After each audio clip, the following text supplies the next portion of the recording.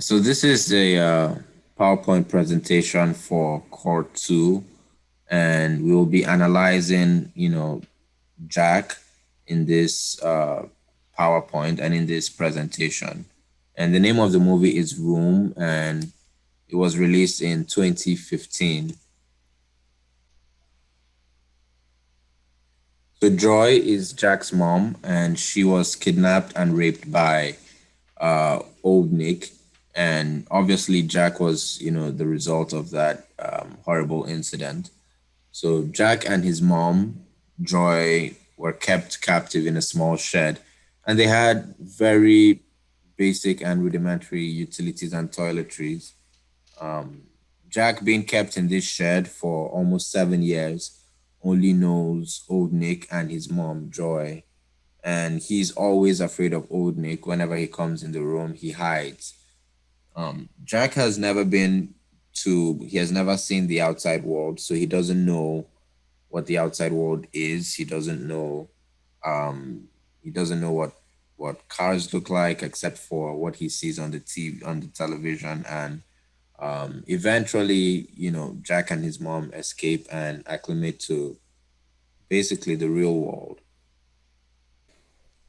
So the diagnosis here is PTSD, and this is post-traumatic stress disorder, and it's a mental disorder that's triggered by a traumatizing event or series of events.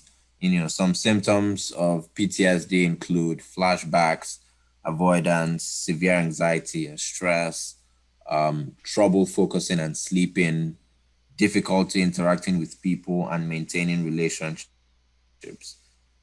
PTSD often is a taboo subject, and this is because people tend to not talk about PTSD or admit that it's real, and this is sometimes as a result of shame. As for evidence, for the traumatic event, obviously being kept prisoner and being abused by old Nick and having to witness his mother being raped like every other night or so. It's pretty traumatic. He does display avoidance where like on the second half of the movie he's like, always hiding away from other people. He doesn't want to talk to other people. Difficulty in social interactions, like he only talks to his mom. Uh, he doesn't display trouble focusing or sleeping. That's something that doesn't seem to be a real issue for him. Our proposed treatment plan is to tackle the root issue, like revisit the traumatic experiences in a safe environment, find a reason and understanding as to why those things happened. And then I think the key problem here is to come to terms with the events, to come to some sort of mental peace with it. And one way to do that is talk about it with a professional. That will help a lot. Some problems or some barriers that may occur is that it can be potentially like socially stigmatizing to seek help about this stuff because you acknowledge that you have a problem. It could be shameful, and also it's another thing for him because he's the result of rape, and that's a huge like stigmatized topic in society. Even his grandfather doesn't even want him, like doesn't want to acknowledge him because of the whole situation.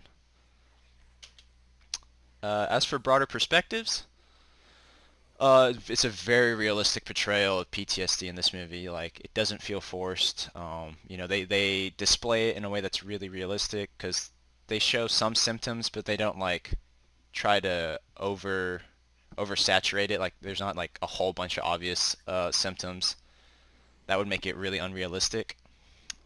Which brings us to the next point of movies can sometimes represent unrealistic expectations with mental health because their focus is just to grab viewers' attention and not really to raise awareness in some cases, and this leads to misinformation. However, some films do a great job, like this one or American Sniper, where Chris Kyle, it's a great movie where he had a great portrayal of like PTSD.